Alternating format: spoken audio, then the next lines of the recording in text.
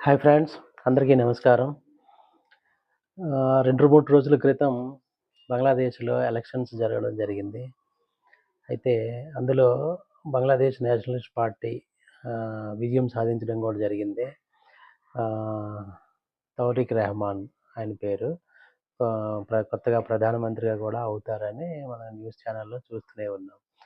అయితే బంగ్లాదేశ్‌లో జరిగిన దానికి ఏంటి సంబంధం? మనం ఎందుకు వాటి మీద దృష్టి వచ్చింది అనంటే, బంగ్లాదేశ్ మన ఈ పొరుగు దేశం. ఇక్కడ మనము మన ఇంటి ఇరుగు పొరుగు వాళ్ళు ఎలా ఉండాలి, ఉండాలో అని కోరుకుంటామో, అలాగే మన దేశానికి గూడా ఇరుగు పొరుగు దేశాల వాళ్ళు మన భారతదేశంతో ఎలా ఉండాలి, ఎలా ఉంటే మనకు మంచిది అని కోరుకో అలాగే కోరుకుంటారు గూడా ప్రజలు. సో, అలాంటిది మన పొరుగు దేశమైన బంగ్లాదేశ్‌లో షేక్ హసీనా ప్రభుత్వం పడిపోయిన తర్వాత జరిగిన పరిణామాలన్నీ మనం చూసాం. మహమ్మద్ యూనస్ తాత్కాలిక ప్రధానమంత్రి అయ్యి భారత వ్యతిరేక కార్యకలాపాలు ఎలా చేశాడో గూడా మనం చూసాము. ఒకంత భారతీయులకి కొంత ఆగ్రహం, కోపాన్ని కూడా తెప్పించుండదు. ఎందుకంటే ఎస్పెషల్లీ హిందువుల మీద దాడులనేవి చాలా జరిగాయి మహమ్మద్ యూనస్ ప్రభుత్వంలో. అలాగే పాకిస్తాన్‌కి చాలా దగ్గర సంబంధాలు క కలుగజేసుకున్నారాయన. భారత్‌తో సంబంధాలను ఒక్కొక్కటిగా నెమ్మదిగా ఆహ్, తెం తెగి తెంపుకొని పాకిస్తాన్‌తో చేతులు కలపడం అనేది జరిగింది. మనం ఆల్రెడీ చూసాం గూడా. మహమ్మద్ యూనస్ అనే వ్యక్తి ఎంత ఆహ్, మీన్స్ ఎంత డేంజరస్, భయంకరమైన వ్యక్తి అంటే నెమ్మదిగా భారత్‌తో సంబంధాలని భారత్‌తో ఆహ్, అది ఉద్రేకతల్ని ఆయన కోరుకున్నాడు. భారత్‌ని దూరం పెట్టాలని చూశాడు గూడా. కాకపోతే అన్ని రోజులు ఒకేలా ఉండవుగా. ఏదో ఒక రోజు మార్పు చెందుతది. ఏదో ఒక రోజు మార్పనేది జరుగుతది.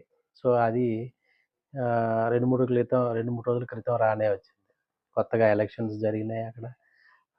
బీఎన్‌పీ అనే పార్టీ గెలిచింది. 299 సీట్లకు గాను 209 సీట్లు ఆహ్, గెలిచి బంపర్ మెజారిటీతో ఆయన గెలవడం జరిగింది.